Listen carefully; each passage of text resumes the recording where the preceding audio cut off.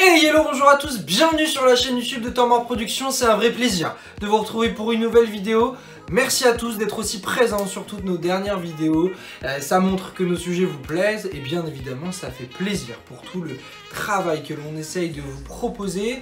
Vidéo aujourd'hui un petit peu spéciale, on va se faire une petite foire aux questions, une FAQ comme on dirait sur YouTube. Vous avez été très nombreux à poser des questions sur les réseaux sociaux, que ce soit sur Instagram, sur Twitter ou encore sur Facebook. Je vais essayer d'y répondre le mieux possible bien évidemment et si vous avez d'autres questions, n'hésitez pas à les mettre en commentaire, n'hésitez pas à nous les envoyer sur les réseaux sociaux. Dans tous les cas, on y répondra dans un deuxième épisode et j'espère que vous serez nombreux d'ailleurs à poser vos petites questions. Les réseaux sociaux, YouTube, comme d'habitude, si vous êtes nouveau, n'hésitez pas à vous abonner pour suivre toute l'actualité de votre chaîne YouTube, la chaîne YouTube 100% basket français Temps Mort Productions. On va attaquer la première question, c'est Christophe Davy qui nous la pose.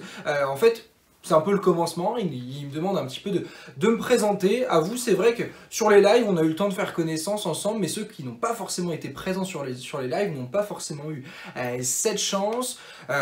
Je suis un basketteur depuis toujours, entre guillemets, ça fait plus de 15 ans que je pratique le basket, je suis également arbitre de championnat de France, j'entraîne, mais pas que.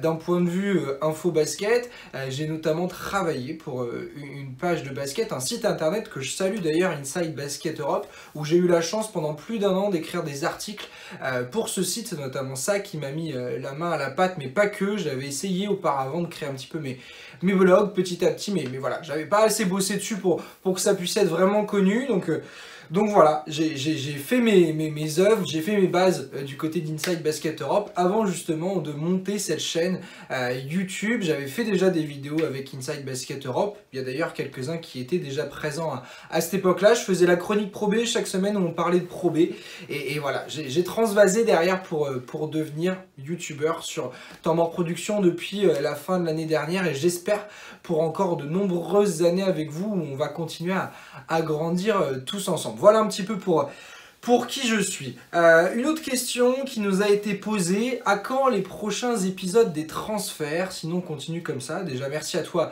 Florian pour cette question. À quand les prochains épisodes des transferts de l'été? Je sais que vraiment cette formule vous a énormément plu. J'essayerai de la refaire très prochainement. C'est des formules qui demandent vraiment beaucoup de boulot parce qu'il faut bosser un petit peu sur chacun des joueurs dont je parle, notamment des joueurs que je connais pas forcément. J'ai voulu l'apprendre et au final on va passer sur totalement autre chose. On va se faire des petites previews d'ici quelques semaines. Juste avant le début de la saison, on va se faire des previews où justement on va parler de tous les transferts. On va parler de toutes les nouvelles équipes qui vont arriver, le nouveau championnat, et on va justement se faire des petits pronostics. On va faire ça pour la JP, pour la Pro B. J'ai pas exactement encore la formule vraiment en tête, mais on va partir sur ce petit genre de formule là. Donc voilà. Fini les transferts de l'été, puisqu'en même temps il y a quasiment plus de transferts, mais on va passer sur des previews d'ici quelques semaines, donc j'espère que vous serez très nombreux sur YouTube pour pouvoir suivre justement ces petites previews. Un autre ami, un ancien Fritza qui est présent sur tous nos lives justement, qui pose cette question, qui demande un petit peu quand est-ce qu'on va refaire des lives. Je vous en avais déjà parlé notamment sur les réseaux sociaux, mais aussi dans une vidéo. J'ai déménagé, ce qui a expliqué aussi ce nouveau décor. Malheureusement ma connexion pour l'instant ne me permet plus du tout de faire de live, ça demande vraiment d'avoir une bonne connexion. J'avais une très bonne connexion auparavant, la connexion que j'ai là est très moyenne. Donc pour l'instant, tant que malheureusement j'ai pas reçu la fibre, ça devrait arriver d'ici quelques semaines, quelques mois. Je peux pas forcément faire de live, sinon les lives vont être d'une qualité exécrable. Donc pour l'instant, va malheureusement falloir que vous patientiez un peu. J'adorais faire les lives avec vous, j'adorais la Team Savan et j'espère qu'on va pouvoir en refaire très vite. Mais voilà, pour l'instant en tout cas le matériel technique ne me permet pas de refaire des lives parce que ma connexion est beaucoup trop catastrophique pour pouvoir en refaire, mais j'espère qu'on va vite pouvoir en refaire, et même quitte à ce qu'on puisse en faire quelques-uns ensemble sur Instagram bientôt, ça pourrait être cool. N'hésitez pas d'ailleurs à vous abonner, mais peut-être qu'on pourra se refaire ce genre de live si on peut pas forcément en refaire tout de suite sur YouTube. Une autre question, quelle est ton équipe préférée de Pro B? Alors, on aura le temps d'en parler bien évidemment sur les previews, mais j'avais déjà eu la chance d'en parler sur Instagram avec certains. Moi il y a pas mal d'équipes justement qui me donnent envie en Pro B. La saison prochaine, il y a des équipes qui ont fait des recrutements assez intéressants et on aura bien évidemment le temps d'en parler. Fos-sur-Mer est en train de créer une équipe qui est assez intéressante, mais pas que. Moi, je suis toujours un fan des clubs qu'on n'attend pas forcément, et j'adore le recrutement qu'a fait Saint-Chamond, tout dans la continuité. J'adore aussi le fait que Blois ait pu conserver ses meilleurs joueurs, en recrutant justement des joueurs français en devenir, Mathis de Souyovo, Mbaye Ndiaye, ou même encore Matteo Lega qui est encore jeune. Donc voilà, cette équipe-là est aussi intéressante, on aura la chance d'en parler. Nancy aussi, voilà, pour la saison prochaine, j'ai pas forcément une équipe préférée en particulier, mais il y a quand même quelques équipes qui me donnent envie, que j'aurais envie de regarder la saison prochaine, notamment une équipe comme Nancy, une équipe comme Blois, ou encore une équipe comme Fos, Saint-Chamond, même, c'est des équipes qui ont vraiment donné envie de cliquer, d'aller voir les matchs sur la LNB TV, de pouvoir voir un petit peu à quoi ça va ressembler. Étienne Le Pape qui me demande tes joueurs chouchous et en qui tu crois pour la saison prochaine. Là aussi sur Twitter, j'ai eu le temps d'en parler grandement. Il y a des joueurs qui m'intéressent pas mal sur ces recrutements. Voilà, moi en tout cas sur tout ce que j'ai vu en vidéo, j'ai un vrai coup de cœur pour Corey Davis Jr., pardon, le nouvel arrière de Gravelines Dunkerque. Franchement, j'attends vraiment de voir ce que va donner Corey Davis Jr. à la rentrée, mais moi sur le papier c'est un joueur qui m'intéresse pas mal, pas que, il y a aussi d'autres équipes qui ont fait des recrutements assez intelligents, je dirais, notamment Gravelines, mais aussi Cholet qui a réussi à poser sur des joueurs assez intéressants.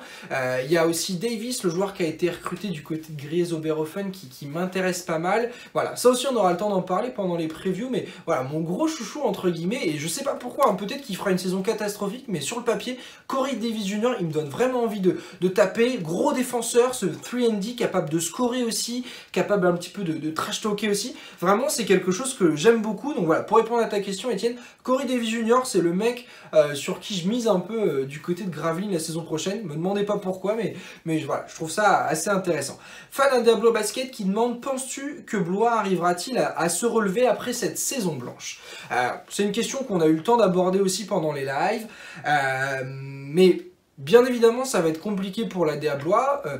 Ils ont eu la chance, entre guillemets, de garder quasiment le même effectif. 8 joueurs sur 11 seront toujours blésois la saison prochaine. Donc ça, c'est une grosse force. Ça veut dire qu'ils vont jouer dans la continuité. Ils ont bien évidemment réussi à conserver sur le long leur meilleur joueur, Tyren Johnson. Ils ont réussi à conserver aussi leur meneur, Thomas Corneli, qui a fait une très bonne saison. Ils perdent Stéphane Gombo. Ça, pour moi, c'est vraiment le gros coup dur.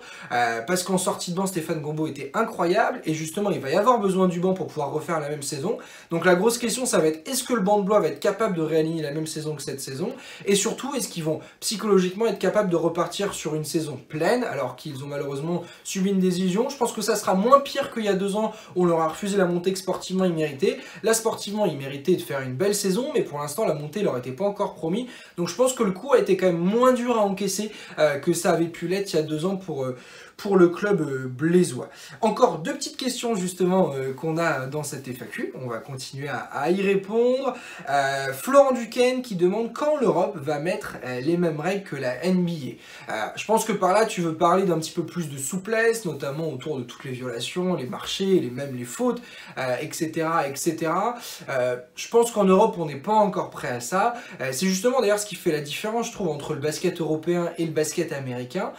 C'est notamment justement que le basket NBA est beaucoup plus spectaculaire que le basket européen. Le basket européen est beaucoup plus structuré, beaucoup plus tactique, beaucoup plus théorique que le basket NBA qui a beaucoup plus de folie. Donc je pense qu'on n'arrivera jamais à une Europe qui aura les mêmes règles que la NBA et inversement. Je pense qu'il faut vraiment qu'on soit capable de comprendre ça et que c'est aussi 2 baskets différents, mais 2 baskets aussi qui se rejoignent, car les passerelles entre Euroleague et NBA existent pour certains joueurs. Il y a pas mal de joueurs qui ont réussi à faire ça, et notamment un des meilleurs joueurs actuels de la NBA, Luka Doncic, qui est passé du Real Madrid quand il était jeune en Euroleague à la NBA, et qui est totalement exceptionnel cette saison et depuis 2 saisons aux États-Unis. Donc la passerelle est possible, le basket est quand même relativement semblable. Cette souplesse-là, je pense qu'on n'est pas prêt à l'avoir en Europe, et d'ailleurs on est les premiers à crier au scandale quand on voit le nombre de pas faits que ce soit par James Harden sur ses step back, que ce soit sur LeBron James sur ses tirs en course, bref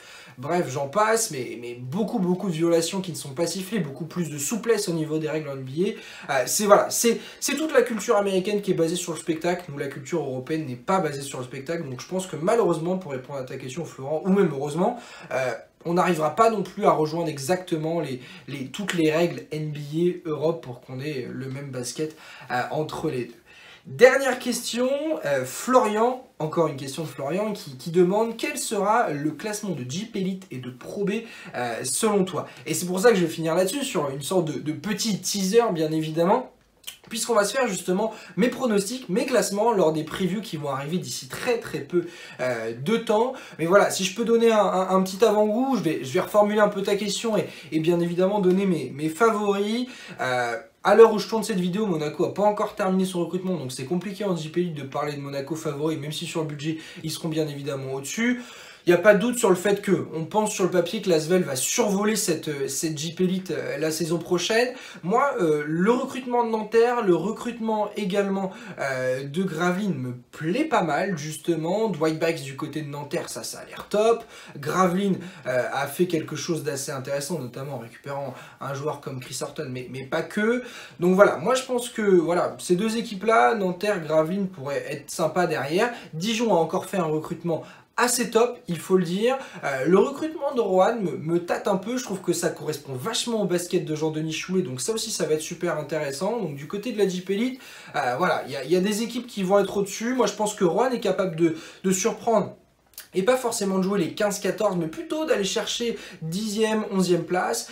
Et voilà, l'Asvel sera toujours au-dessus, mais attention à des équipes comme Nanterre, Gravelines qui pourraient jouer les troubles fêtes, même comme la JD Dijon avec leur saison incroyable la saison passée.